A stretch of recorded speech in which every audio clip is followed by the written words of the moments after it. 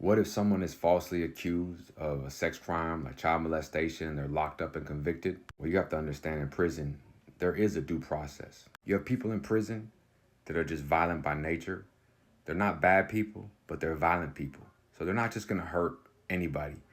But the fact that you're a child molester or a rapist, it gives them that free pass to let out all that rage and violence. So they do not care what you're charged, how it happened, who said what, who didn't say what. The fact that it says child or rape, pedophile, you're just going to get their wrath. And they know what they're doing is wrong, but it's to the right person.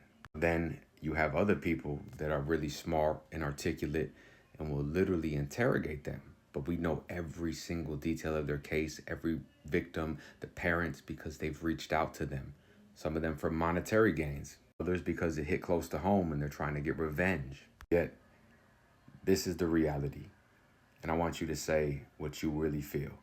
If out of 100 chomos that did the most vicious crimes, 99 of them were guilty, and the inmates, we're just getting what the society, the people who we say are the upstanding citizens, the prosecutors, the highly educated, the articulate ones, give to us. Yet, when the brutes, the savages, annihilate these chomos, they get nothing but hand claps and standing ovations. You can't have it both ways. If 1 out of 100 was innocent, would you care? Truly answer that. It's callous, it's fucked up, but it's reality. And if you're put in a situation where the politics in prison state, if a chomo is in your cell, anywhere near you, you talk to one, you're just as sick as that motherfucker and you will get dealt with the same. Are you gonna care? Are you gonna try to find out? Are you gonna look around and say, man, all these little creep ass motherfuckers always talking about it was somebody else's fault, and just do what you have to do? Now, the old me in prison, I'm very intelligent, stoic, philosopher, warrior, just read, study, understand the art of war, very Machiavellian. So when I see somebody come in here who's a rapist or hurt children, I will learn everything about them in their life, not because I want to see if they're innocent or not. It's because I want them to suffer. I want them to feel every ounce of what those victims felt. Because, listen, 1 in 4 inmates grew up in a household where somebody was sexually assaulted, family member or them themselves. And crazier statistic is 2 out of those 4 inmates have been screwed over by either social services or child protective services one way or another. So when you see somebody say something and they blame something, that's all we hear all the time is that, man, convicts don't take accountability. They don't do this. They don't do that. You guys shouldn't have went to jail. You shouldn't have went to prison. You should have just worked. You should have did this.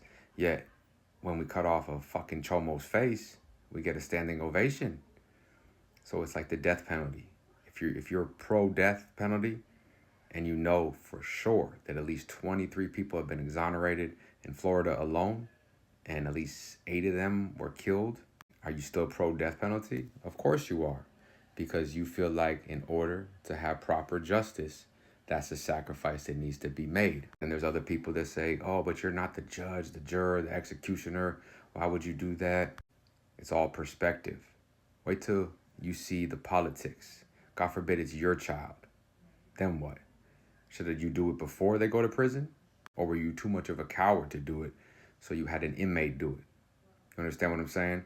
Or you see a lot of people who were hurt when they were younger and nobody wanted to protect them. So they see somebody just maim a chomo.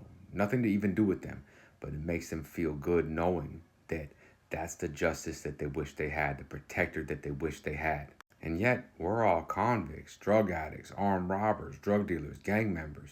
And we're just taking the word of the highly educated prosecutors and police, right? So, no. The due process is chomo, rapists, they have to go. Mark them, hurt them, destroy them, extort them, squeeze them dry on every single level. And that's justice, you know? It's callous, it's cold, and it's calculated.